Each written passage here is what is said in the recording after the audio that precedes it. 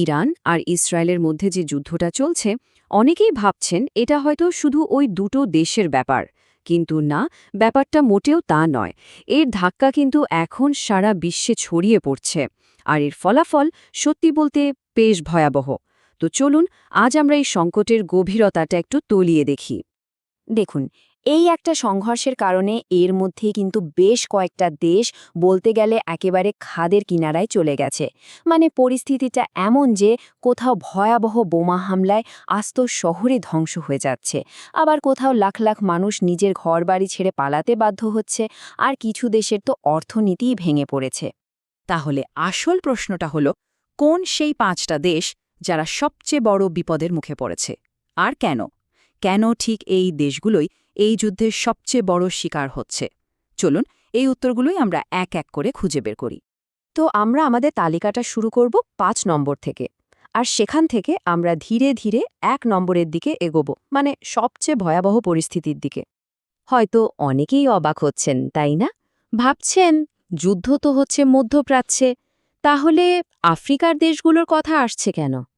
হ্যাঁ, যুদ্ধটা হয়তো অনেক দূরে, কিন্তু এর আঁচটা, এর কষ্টটা কিন্তু এই দেশগুলো খুব গভীরভাবে টের পাচ্ছে। ব্যাপারটা বুঝিয়ে বলি। এই যুদ্ধের কারণে দেখুন, বিশ্বজুড়ে তেলের দাম হঠাৎ করে আকাশ ছুঁয়েছে, আর এর সরাসরি প্রভাবটা পড়েছে ইথিওপিয়া, সোমালিয়া বা কেনিয়ার মতো দেশগুলোর ওপর। এখন তেলের দাম বাড়া মানে তো শুধু গাড়ি চালানোর খরচ বাড়া নয়, তাই না? এর মানে হলো চাষবাসের খরচও বেড়ে যাওয়া, আর তার ফল কি? খাদ্য উৎপাদনে ঘাটতি, যেটা তাদের বলেই দুর্বল অর্থনীতিকে একেবারে খাদের কিনারায় নিয়ে গেছে। মানে এরা কিন্তু সরাসরি যুদ্ধে নেই, কিন্তু এর সবচেয়ে ভয়াবহ পরিণামটা নীরবে ভোগ করে চলেছে। আচ্ছা, এবার আসা যাক 4 নম্বরে। দেখি এখানে কোন দেশগুলো আছে। সৌদি আরব, কাতার আর সংযুক্ত আরব আমিরাত, মানে গালফ কান্ট্রিগুলো। এই দেশগুলোকে তো আমরা পুরো বিশ্বের তেলের হাব হিসেবে চিনি, তাই না? আর ঠিক এই কারণেই, মানে তাদের এই স্ট্র্যাটেজিক অবস্থানের কারণেই তারা এই যুদ্ধের একটা প্রধান টার্গেটে পরিণত হয়েছে। দেখুন, পরিস্থিতিটা এমন যে এই অঞ্চলে তেলের স্থাপনাগুলোতে যে কোনো মুহূর্তে হামলা হতে পারে। এর মধ্যেই তেল উৎপাদন কমে যাবার একটা বড় আশঙ্কা তৈরি হয়েছে। তার উপর তো মিসাইল আর ড্রোন হামলার ভয় সবসময় থাকছে। আর ব্যাপার হলো, এই অঞ্চলে যদি সামান্যতম অস্থিতিশীলতাও তৈরি হয়, তাহলে কিন্তু পুরো বিশ্বের জ্বালানির বাজার একেবারে কেঁপে ওঠে। তো আমরা তালিকার ঠিক মাঝখানে চলে এসেছি। চলুন দেখি 3 নম্বরে কি আছে। হ্যাঁ, খোদ ইসরায়েল নিজেই। হয়তো অনেকেই ভাববেন ইসরায়েল তো সামরিকভাবে অনেক শক্তিশালী একটা দেশ, কিন্তু তার সত্ত্বেও এবারের যুদ্ধে তারা কিন্তু প্রচণ্ড চাপের মুখে পড়েছে। ভাবুন একবার, দেশের ভেতরে মিসাইল হামলার ভয় এতটাই ছড়িয়ে পড়েছে যে আন্তর্জাতিক ফ্লাইট পর্যন্ত বন্ধ করে দিতে হয়েছে। আর এর সরাসরি প্রভাব পড়ছে অর্থনীতিতে, যেটা দিন দিন আরও খারাপের দিকে যাচ্ছে। সবচেয়ে গুরুত্বপূর্ণ বিষয়টা হলো, এই যুদ্ধে হয়তো শেষ পর্যন্ত তারা জিতবে, কিন্তু এই যে বিশাল অর্থনৈতিক ক্ষতিটা হচ্ছে, সেটা এড়ানো তাদের পক্ষে প্রায় অসম্ভব। আমরা তালিকার প্রায় শেষ পর্যায়ে চলে এসেছি, আর 2 নম্বরে যে দেশটা আছে তারা আসলে একটা প্রক্সি ওয়ার বা ছায়াযুদ্ধের সবচেয়ে বড় শিকার। মানেটা কি?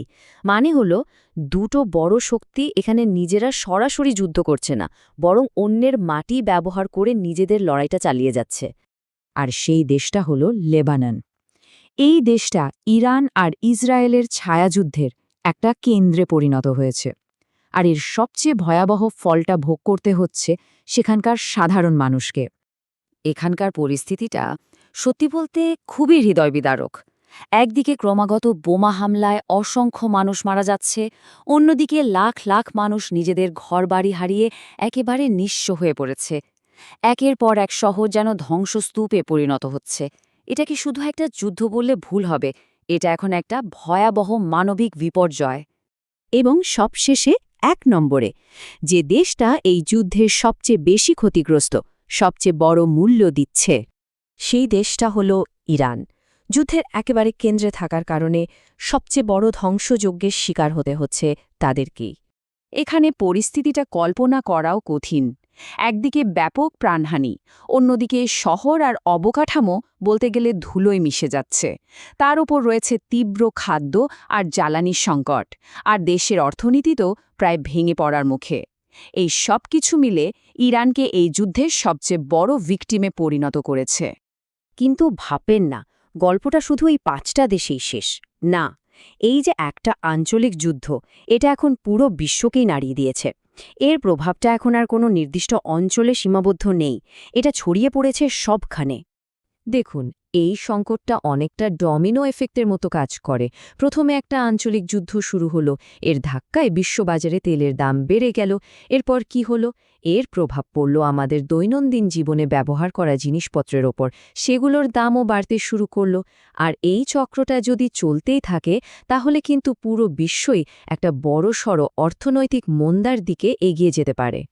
সোজা কথায়, এটা এখন আর কোনো আঞ্চলিক সমস্যা নয়, এটা একটা গ্লোবাল ক্রাইসিস, একটা বৈশ্বিক সংকট।